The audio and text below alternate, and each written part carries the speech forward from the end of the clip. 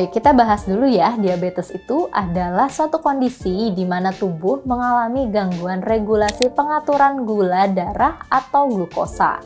Nah, penyebabnya diabetes ini terbagi menjadi diabetes tipe 1 dan juga tipe 2. Diabetes disebabkan oleh menurunnya produksi insulin dari pankreas, bahkan tidak berproduksi sama sekali pada diabetes tipe 1. Dan bisa juga dikarenakan penurunan sensitivitas insulin yang diproduksi oleh pankreas, sehingga regulasi gula darah tidak terkontrol. Pada diabetes tipe 1 itu disebut juga dengan juvenile diabetes, yaitu biasa terjadi pada anak-anak atau dewasa muda karena biasa berkaitan dengan genetik atau kelainan pada pankreas itu sendiri. Bisa juga disebabkan oleh autoimun.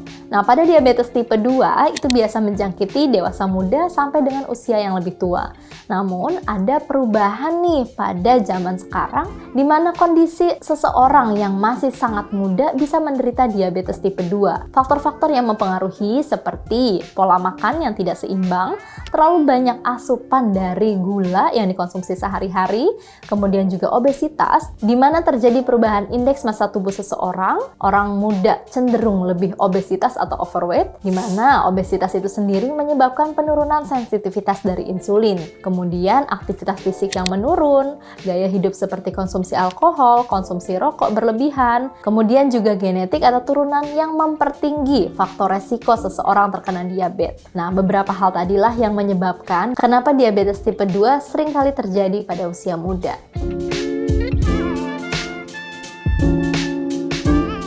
Jadi, ciri-ciri diabetes kita bisa membagi menjadi gejala klasik atau gejala tambahan. Untuk gejala klasik, itu kita bisa membaginya menjadi 3. Yang pertama, polidipsi, sering minum, poliuri, sering pipis, kemudian polifagi, sering merasa lapar. Ada juga gejala dan tanda tambahan. Yang pertama, pasien biasanya mengalami penurunan berat badan, kemudian penurunan juga nafsu makan, meskipun kadang satu momen pasien menjadi lebih mudah lapar. Kemudian ada juga permasalahan neuropati seperti kesemutan, rasa baal-baal di ujung kaki, di ujung tangan, karena mulai terjadi gangguan pada syaraf.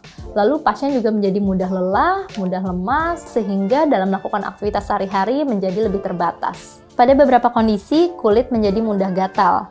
Nah, apabila terdapat luka di kulit juga biasanya proses penyembuhannya agak lama ya. Nah, jadi harus hati-hati pada pasien dengan gula darah tinggi, harus menjaga agar tidak mudah terluka. Kemudian bisa juga menyebabkan penglihatan menjadi kabur. Lalu ada beberapa pemeriksaan yang bisa dilakukan untuk mengetahui seseorang ini menderita diabetes atau tidak. Yang penting adalah pemeriksaan gula darah. Gula darah sewaktu tidak boleh melebihi 200 dan gula darah puasa tidak boleh melebihi 126.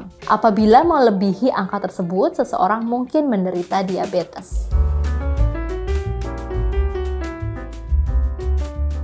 Yang pertama perlu difikirkan pada seseorang penderita diabetes tidak boleh minum atau makan yang mengandung gula tinggi. Biasanya pada minuman kemasan itu mengandung kadar gula yang tinggi.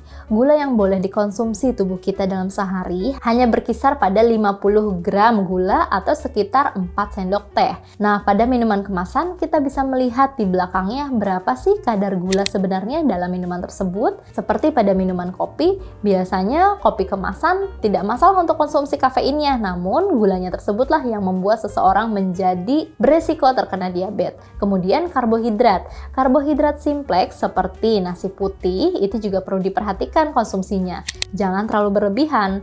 Lalu makanan-makanan yang mengandung lemak jenuh seperti makanan olahan, makanan daging-daging kemasan, daging kaleng, juga makanan yang mengandung kadar natrium terlalu tinggi seperti makanan yang asin, mie siap saji, kemudian makanan olahan lainnya. Teman-teman juga tidak disarankan untuk mengkonsumsi rokok atau minuman beralkohol karena bisa menjadi faktor resiko terjadinya diabetes. Jadi, pada minuman kemasan, teman-teman harus lebih jeli ya. Jangan lupa untuk selalu mengecek apa kandungan yang terdapat dalam minuman atau makanan tersebut.